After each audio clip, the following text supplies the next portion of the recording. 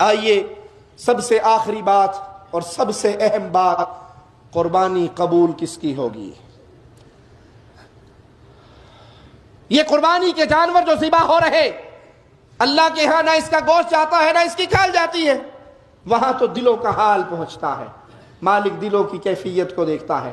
اگر کوئی شخص اللہ کے ساتھ شرک کرتا ہے، میں علی وجہ البصیرہ یہ بات کہہ رہا ہوں، دلائل کی انبار کی بنیاد پہ یہ بات کہہ رہا ہوں، جو بندہ مشرک ہے، جو قبروں پہ سجدے کرتا ہے، قبروں کا طواف کرتا ہے، رسول اللہ صلی اللہ علیہ وسلم کو نور من نور اللہ سمجھتا ہے، پیارے حبیب کو، باقی انبیاء کو، صحابہ کرام کو، اولیاء کو مشکلیں ٹالنے والا سمجھتا ہے، ان کو پکارتا ہے، کشتیوں میں بیٹھتا ہے تو بہاول حق بیڑا دھک، یاری والے پار لگانا، مولا علی مشکل کشا میری کشتی پار لگا دینا، یہ شرک اکبر کر رہا ہے۔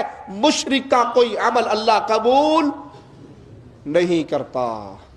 پہلے شرک سے توبہ کیجئے، توحید کو تسلیم کیجئے۔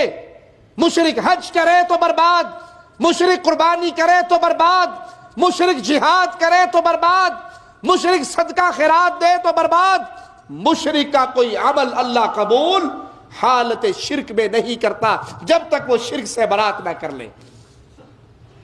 تو قربانی کرنے والے بھائی، اللہ کی عبادت والے کام جو خالص اللہ کی عبادت میں ہے، جو کام اللہ کی عبادت کہلاتے ہیں، اگر وہ کوئی ایک عمل بھی آپ غیر اللہ کے لیے کر رہے ہیں، یہ قربانی مال کی قربانی ہے، مال کا خرچ کرنا ہے، یہ عبادت ہے اللہ کی۔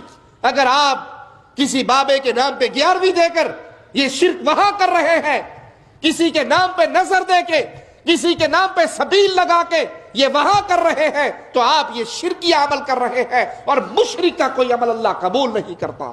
انہ من یشرک باللہ، جو اللہ کے ساتھ شرک کرتا ہے اس کا ٹھکانہ سیدھا جہنم ہے۔ وہ جتنی مرضی قربانی کر لے، وہ روزے رکھ لے، وہ اعتکاف بیٹھ جائے، وہ جہاد و قتال میں شریک ہو جائے، مشرک کا جرم اتنا بڑا ہے، اس کی کوئی نیکی نیکی کہلاتی نہیں ہے۔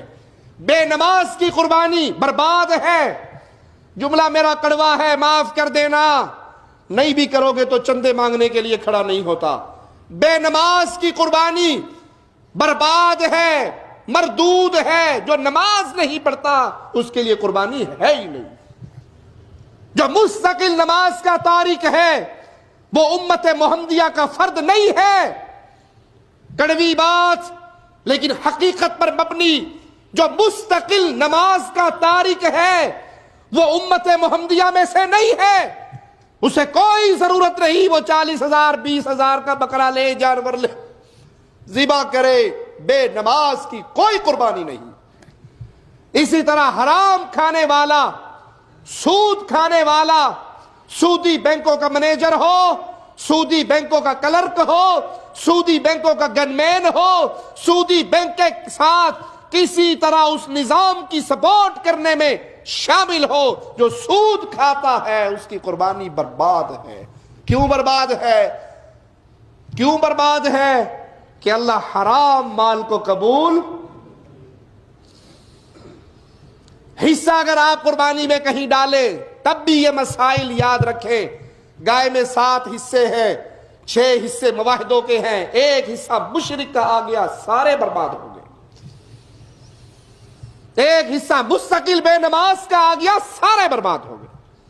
اپنے حصے میں حصہ ڈالتے ہوئے یہ نہ دیکھے چچا کا حصہ، ماموں کا حصہ، خالہ کا حصہ آ گیا، خاندان فیملی ممبر نے مل کے قربانی کر لی۔ پہلے یہ دیکھے یہ سارے مواحد ہیں، یہ سارے نمازی ہیں، یہ سارے حلال کھانے والے ہیں، ان میں سود والا تو نہیں ہے، لاٹری والا تو نہیں ہے، جوئے والا تو نہیں ہے، رشوت والا تو نہیں ہے، شراب بیچنے والا تو نہیں ہے، حرام کام کرنے والا تو نہیں ہے۔ رزق حلال ہونا شرط ہے، نمازی ہونا شرط ہے، مواحد ہونا شرط ہے۔ یہ قربانی انسان کے درجات کی بلندی ہے، اللہ کی رضا کو حاصل کرنا ہے، اور اللہ مشرک سے راضی نہیں ہوتا۔ اللہ کے لیے اس کی روح کو سمجھیے، اس قربانی کے مقاصد کو سمجھیے۔ مقصد یہ ہے کہ کوئی چیز ایسی نہیں جس کو اللہ کے حکم پہ فوقیت دی جائے. میرے رب کے حکم سے بیوی کا حکم ٹکرائے، میرے رب کے حکم سے فیملی ممبر کا حکم ٹکرائے، اولاد، بھائی، باپ، عزیز، قریبی، رشتہ دار، قوم، قبیلہ، حکومتیں، سلطنتیں، کوئی بھی اللہ کے حکم سے ٹکرا رہی ہے، میں سب کو چھوڑ سکتا ہوں، اللہ کو نہیں چھوڑ سکتا. جس نے یہ سبق یاد کیا اسے مبارک ہو خون بہانا، اسے مبارک ہو قربانی کرنا. اللہ اس کی قربانی کو قبول فرمائے، اس کے لیے جنت میں جانے کا ذریعہ بنائے. اور اگر یہ سبق یاد نہیں، فجر کی نماز چھوڑ دی، عید کی نماز پڑھ لی تو برباد ہو گئے. حرام مال سے، سگریٹ بیچنے والے مال سے، داڑھی مونڈنے والے مال سے اگر آپ نے قربانی کر بھی لی، اللہ کو گندا مال پسند ہی نہیں ہے. اللہ سے دعا ہے اللہ ہماری خطاؤں کو معاف فرمائے، اللہ ہماری سیاہ کاریوں کو معاف فرمائے، اللہ ہمیں زندہ رکھے، ایمان پہ رکھے، موت دے تو اس حال میں دے. اللہ ہم سے راضی ہو، ہم اپنے اللہ سے راضی ہوں، ہماری قربانی خالص اللہ کے لیے ہوں، ریاکاری سے پاک ہو. اللہ اخلاص کی دولت عطا فرمائے، اتباع مصطفیٰ صلی اللہ علیہ وسلم کی عظیم دولت عطا فرمائے. اقول قولی ھذا واستغفر اللہ لی ولکم ولسائر المسلمین فاستغفروہ انہ هو الغفور الرحیم.